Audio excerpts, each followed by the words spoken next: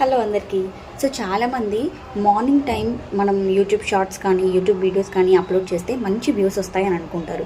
But అది absolutely wrong. మార్నింగే upload చేస్తే వ్యూస్ వస్తాయి అనేది టోటల్గా రాంగ్ అనమాట. నేను వీడియో ఎప్పుడు అప్లోడ్ చేస్తానో తెలుసా? నైట్ 11 to 12 మధ్యలో అప్లోడ్ చేస్తాను. ఎందుకంటే ఆ టైంలోనే ఎక్కువ మంది మొబైల్స్ అనేది పట్టుకొని ఉంటారు కాబట్టి.